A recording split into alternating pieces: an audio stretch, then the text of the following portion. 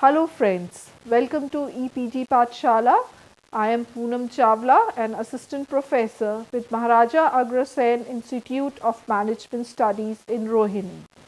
Today we are going to discuss on the interesting and intriguing subject of current and emerging trends in training and development part 2. The inclusions of the module are Introduction, Training and Development through a Change Model Lens, Methods to identify need for change, Key issues in implementing change, Change interventions, followed by the summary of the module. To provide you an introduction and background, the previous module discussed the importance of emerging trends in the training and development field.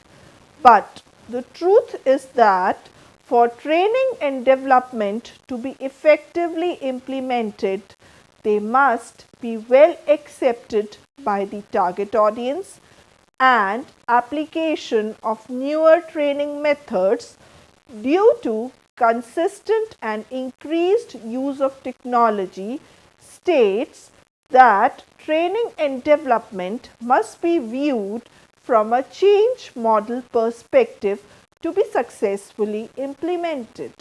Undoubtedly, the concept of change has always been from organizational perspective, but applying the similar fundamentals to specific fields of management can lead to desired results.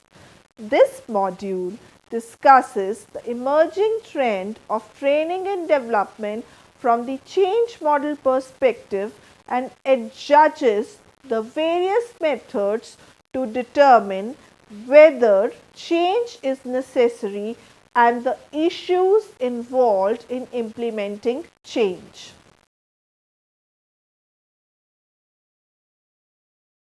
Training and development through a change management lens. For any change to occur in an organization, it is necessary that four conditions are satisfied, and they are: number one, employees must be aware of the reasons for change and must agree to those reasons. Second, employees must have the skill needed to imply the change. Third, employees must view managers and other employees who are influential in adapting to change, and structural support should be given in terms of compensation system, and performance management system must support the change. It is imperative to mention here that change is not easy, either for managers or employees, even if they are aware that a particular process can be undertaken in a better manner, as they have learnt to cope with the inadequacies of the current system. Thus, if new training and development practices are introduced in the system, it may likely cause resistance from the part of the employees. Therefore, before introducing newer methods of training, it is necessary that trainers must think of methods of enhancing acceptance for it. The figure in the forthcoming slide is a model of change. It cites that the process of change is dependent on the interaction between four components of a firm, namely task, employees, formal organization arrangements, and informal organization arrangements. Various change related hurdles happen to the organizational component that is influenced by the change. For example, introduction of newer technology in training shall reduce the control of managers in the training sessions as compared to the scenario when traditional methods of training were used, leading to change in the power structure. It may cause tension and power imbalance in the organizational system, and if these implications are not dealt in an effective manner, chances are that managers may show their resistance in accepting the new training and development program. It is imperative to mention the 4 change related problems that might occur and must be addressed in an effective manner before any new training practice is implemented in the organization. These 4 issues are resistance to change, loss of control, power imbalance, and task redefinition. Resistance to change is defined as managers and employees' unwillingness to change because they might be unprepared and are anxious towards the change process and have a personal feeling that they won't be able to cope up with the change and maybe are well adjusted with the old training practices and are adamant to embrace the newer practices. Control refers to change in status of either managers or employees on various resources that are considered useful and valuable by them.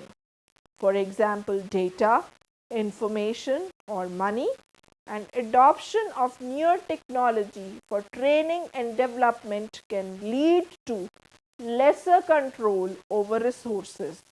The situation can sometimes be vice versa also, as workforce may have to adapt to control newer responsibilities and processes which they might not be able to part earlier from. Power is another big issue that plays a vital role, as managers may lose their significance because employees now have access to all databases and autonomy for delivery of products and services. Steps in the change process. The first step in the change process is identify an issue and develop a sense of urgency to bring effective change for meeting organizational objectives. The first step in the change process is to identify the issue and the manner in which change must be brought in this situation. The second step is identify possible solutions. The managers and employees should get together and try to find plausible solutions to the problems. Ideas from the employees must be welcomed and discussed for their feasibility. This will generate a sense of belongingness amongst the employees and reduce resistance to change. The third is communicate for buy-in. The employees must be communicated through various channels and updated what is happening, as it will help them to be a part of the complete process. Choose the appropriate course of action and announce. Although the employees have been involved at every stage, it is necessary that the final course of action must be announced and proper reasoning should be provided for the same. The next step is execute and create short-term wins. The change must have the top management support, and this can be ensured by celebrations and acknowledgements of small wins, and progress should be made to keep the employees enthusiastic. Last step is follow up, reevaluate and modify. Be flexible and provide scope for changes. Review mistakes and work in team to rectify those mistakes. Methods to identify the need for change. If the phenomena of training is viewed from the system's perspective, organizations need to understand both external and internal environment. They must understand the current training exercises used in the company and the need to shift to new training practices that organization tends to adopt and are used in other organizations also. Benchmarking and process reengineering are two methods that can be used to identify the need for change. Benchmarking. Benchmarking can be defined as the process that can be used to assess information about other companies, practices, and process re-engineering provides information about the efficiency and effectiveness of the training practices within the firm. Benchmarking is one of the important part of an organization's quality strategy. Benchmarking practices can be beneficial for training in many ways. For example, organizations can identify how excellent firms conduct their training programs and what steps are taken to successfully implement the program. It also helps the firm to analyze the level of its training practices vis-a-vis other organizations. Through the effective use of this practice, the company can also make an attempt to learn from other entities. The organization can put to use such information in an effective manner and enhance the chances towards acceptability of new practices. To learn from benchmark organizations can lead to development of a case of changing training and development practices for meeting the primary or superordinate objective of the organization. The idea of benchmarking was developed by Xerox for the objective of competing with generic low-priced copiers. The benchmarking process can be categorized into 10 steps. The first step in the benchmarking process is identify what is to be benchmarked. Second, identify comparable companies. Third, mention data collection methods and collect data.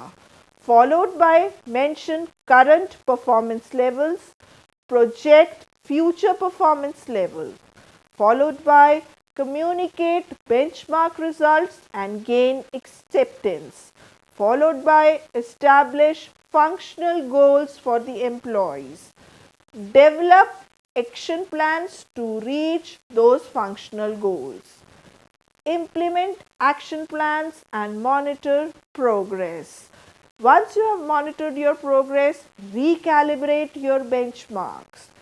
To put the practice of benchmarking effectively to use, organizations, apart from collecting information itself, must also use the services of a company which is into the business of collecting information from various firms pertaining to human resource practices like ISTD, which is the Indian Society for Training and Development.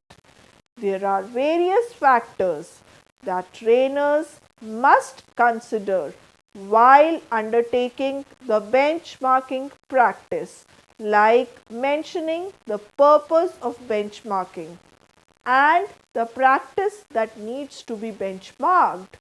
Information about internal processes should also be collected for matching purposes. The interest of top-level management must be highlighted in the complete process, and qualitative as well as quantitative information must be collected for precise results. Description of training program used in the organization is as necessary as collecting information for best practices in the field. The purpose of benchmarking is not to learn and copy. Rather, it is to learn and improvise your own processes.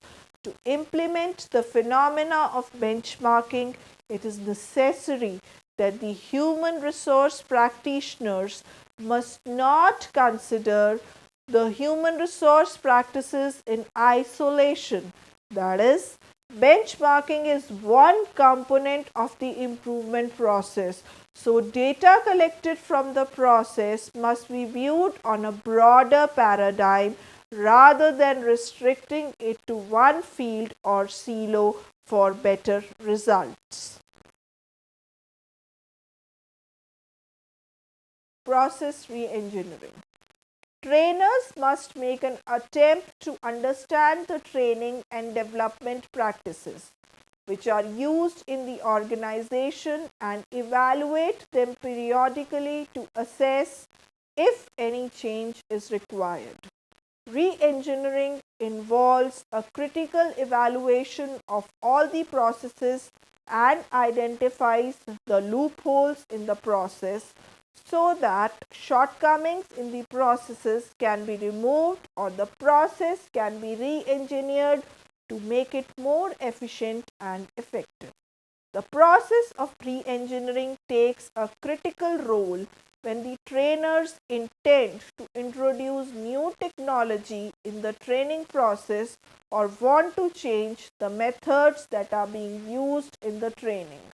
Re-engineering can also offer great help when trainers tend to integrate the training process with other departments and also put in sync the administrative processes and effectively provide service to their target audience. Re-engineering as a concept can either be applied to the whole training function or to a specific training program such as career management systems. The steps in the re-engineering process are discussed below and are depicted by the diagram. The first step is identify the process. The first and foremost step is to identify the process which has to be re-engineered. It is necessary that trainers who are undertaking the process should be a part of the re-engineering team. Team members must also take a consultative role in the process so that valuable ideas about understanding the process can be gathered from them. The second step is understand the process. While understanding and evaluating the process, it is necessary that various items need to be kept in mind. For instance, an employee can be given more autonomy, evaluation of each step in the process and removal of redundant steps. Plan for dealing special cases and are the steps in the process arranged in their natural order and what is the value of the process. Many techniques can be used to understand and evaluate the process like data flow diagrams which highlight the flow of data between the diagrams, data entity relationship diagrams which highlight the data within a business function and the relationship among the data. Such data can help in assessment of previous training requests and the manner in which they were fulfilled. The next step is redefine and redesign the process. Once the process has been evaluated, redesign the process and produce a new model. Test it and choose a prototype and integrate the prototype into organization. The last step is implement the process.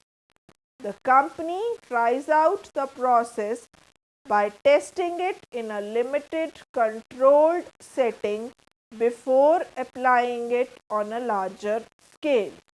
Key issues in implementing change. The pressure of technology, globalization, and diversity enforces the business to embrace change for sustainability and success. Organization development is one of the planned systematic change process that uses a planned approach to change integrated with behavioral science and techniques to enhance organization's effectiveness by improving its relationship and increasing learning and problem solving capabilities. A learning environment can be created through enhanced trust, confrontation of problems, employee empowerment and participation, knowledge sharing, and by providing employees with autonomy to enhance their skills for better productivity. Change management is the systematic process which ensures that the employees and managers smoothly accept new practices. In this case, it refers to training practices. The various issues that are faced by the organization are overcoming resistance to change, managing the transition to the new practice, shaping political dynamics, and using training to stabilize change. These issues are discussed in detail below. The first issue is overcoming resistance to change. Resistance to change is a phenomena that cannot be avoided, but can certainly be minimized to smoothen the process of change. It can be minimized by involving the people who shall be most affected by the change, and furthermore by rewarding them for embracing the change.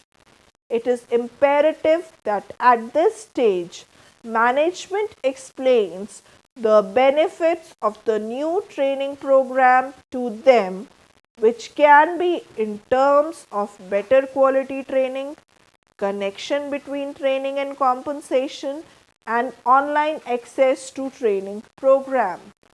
For instance, a beautiful and classic example of overcoming change was at the Pepsi bottling plant, wherein 20 different departments under the shared service division functioned independently and they performed the same function differently. To set standard operating procedures, a set of employees came up with the shared set of practices, but the departments were not willing to accept it. The next Herculean step was to overcome this resistance of employees, which was done by involving more and more employees and then posting the policies and procedures online for a smoother experience.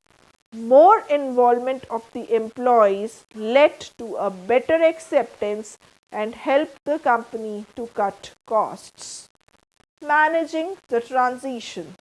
The organization must be well equipped to manage the transition, which must involve communicating the results and having sufficient organizational arrangements for the same, like the firm can use a single individual or group of individuals who act as facilitators during the change.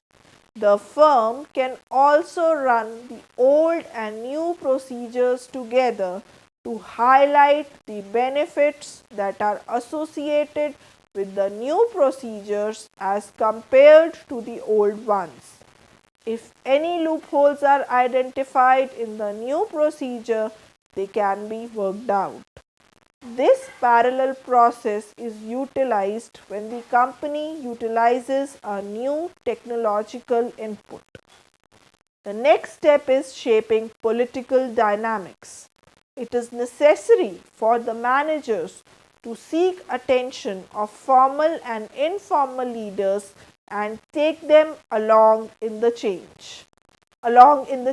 Process, as it will help in shaping the political dynamics of the whole program. These formal and informal leaders can play a conducive role in developing open communication channels between the top management and the employees and thus smoothen the change process. In context of training, it also means viewing the function from a strategic perspective. For instance, if the marketing department is facing a problem and needs to introduce new technology to reduce the problem but is facing resistance from the employees in the department, the manager can integrate well with the trainer, making him understand the business problem, and the trainer acts as a change agent and helps the employee to understand the role and importance of the change and help overcome the issue in hand. But usually, many managers have misconceptions about training, like they do not consider training to be beneficial. Secondly, they consider it as an expense rather than an investment. And thirdly, they believe that anybody can be a trainer. And lastly, treating training as only the responsibility of the trainers. Training has to be and should be integrated with other functions to get positive results. And this is one change that is very necessary to fortify the results of training in long term. Using training to stabilize change.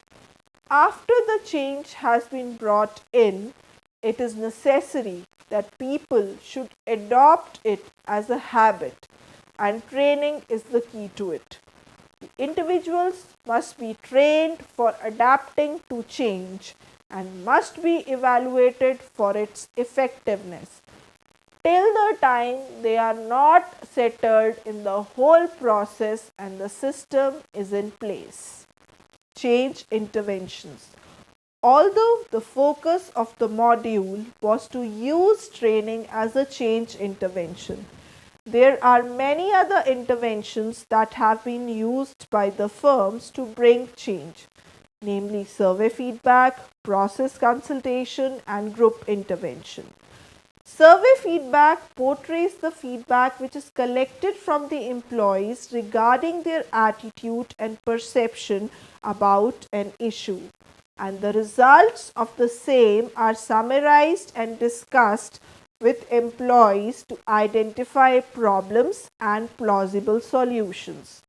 This change intervention is considered to bring more coherence at the workplace. Another frequently used intervention is process consultation, wherein a consultant is appointed and he works in cohesion with the managers and the employees to improve a certain business process.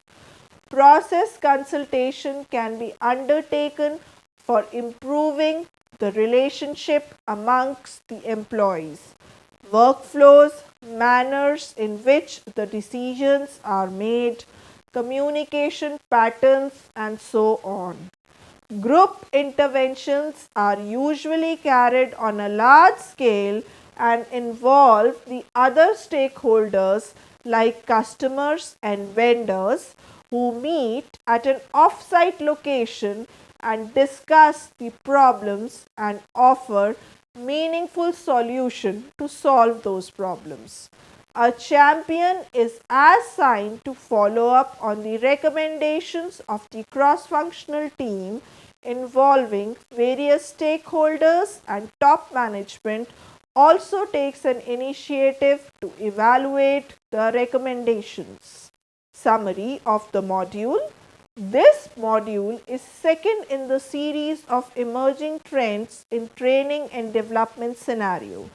The first module focused on trends like influence of technology, outsourcing, and integration of training with other functions. This module has sincerely focused on training from a change perspective. The module states that to adapt to new and emerging trends in training and development, the organization needs to view training from the change perspective. The module focused on benchmarking and re-engineering as the pre-requirement for carrying out a change. Once the new training practices are introduced in the organization, they may be resisted by the employees. It is necessary to keep in place meaningful strategies to overcome resistance for change, manage the transition properly, and shape up the political dynamics. The module also discussed various other change interventions like group intervention, survey feedback, and process consultation for a smooth change process. It can be observed from the discussion in the module that change must take a systematic and planned approach for better acceptability and achievement of desired goals. Thank you very much. I hope you understood the module well.